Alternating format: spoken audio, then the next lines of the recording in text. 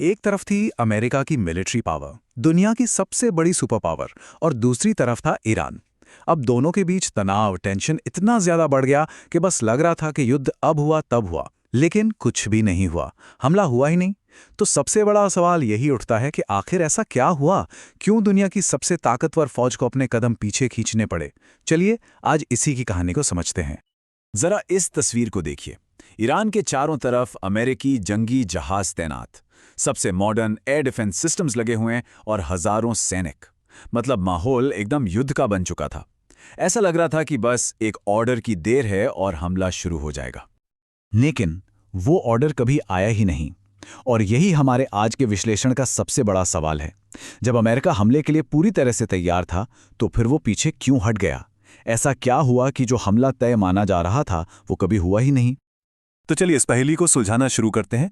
और इसकी पहली वजह वो थोड़ी हैरान करने वाली है। ये वजह आई अमेरिका के अपने ही दोस्तों यानी उसके क्षेत्रीय सहयोगियों की तरफ से।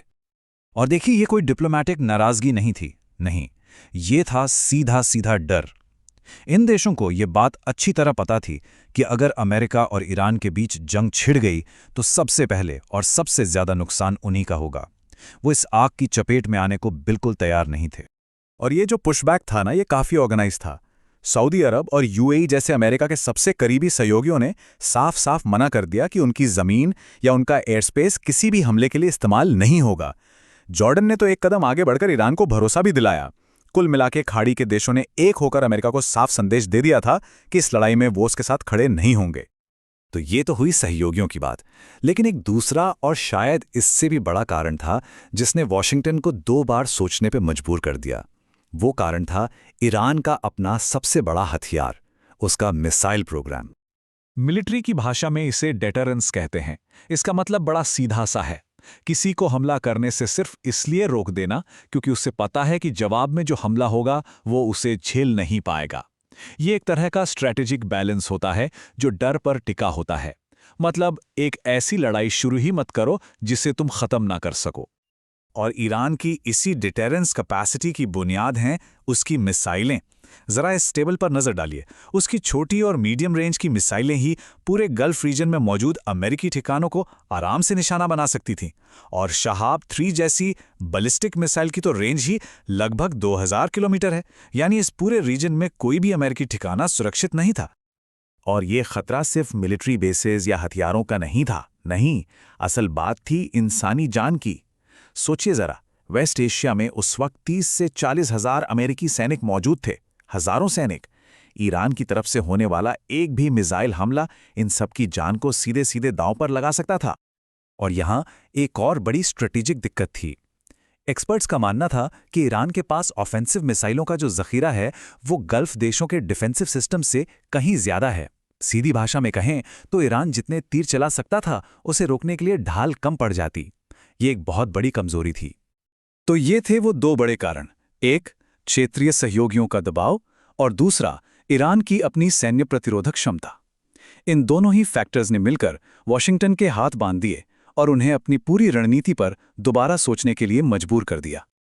और इस रीथिंकिंग का नतीजा क्या हुआ? नतीजा ये हुआ कि व्हाइट हाउस ने मिलिट्री एक्शन की धमकियों को ठंडे बस्ते में डाला और डिप्लोमेसी यानी बातचीत का रास्ता अपनाया। ये बदलाव उस वक्त के अमेरिकी राष्ट्रपति डोनाल्ड ट्रंप के इस बयान में साफ साफ दिखाई दिया। जो कल तक युद्ध की बातें कर रहे थे वो अचानक एक डील की, एक समझौते की उम्मीद जताने लगे। ये उनके पुराने तेवर से एकदम अलग था। और ऐसा नहीं था कि ये पहल सिर्फ अमेरिका की तरफ से हुई। ईरान ने भी इस मौके को समझा। ईरानी राष्ट्रपति ने न्यूक्लियर टॉक्स फिर से शुरू करने का आदेश दिया और विदेश मंत्रालय ने भी डिप्लोमैटिक प्रोसेस पर काम करना शुरू कर दिया। मतलब दोनों तरफ से तनाव कम करने के संकेत मिलने लगे थे। लेकिन इसका मतलब ये बिल्कुल नहीं था कि सब कुछ ठीक हो गया था। ये जो बातचीत की प्रक्रिया शुरू हुई वो भरोसे पर नहीं बल्कि आपसी डर और धमकियों की एक बहुत ही नाजुक नींव पर खड़ी थी।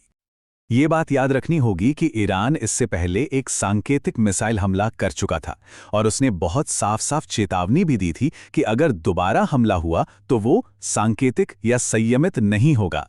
संदेश एकदम क्लियर था, अगली बार जवाब पूरी ताकत से दिया जाएगा। और ये तनाव दूसरी तरफ भी उतना ही ज्यादा था। जब ईरान के सुप्रीम लीडर ने एक क्षेत्रीय युद्ध की धमकी दी तो ट्रंप का जवाब भी कुछ कम खतरनाक नहीं था। उन्होंने कहा, अगर डील नहीं हुई तो पता चल जाएगा कि वो सही थे या नहीं। ये एक तरह की खुली चेतावनी थी कि बातचीत अगर फेल हुई तो उसका अंजाम सिर्फ युद्ध हो सकता है।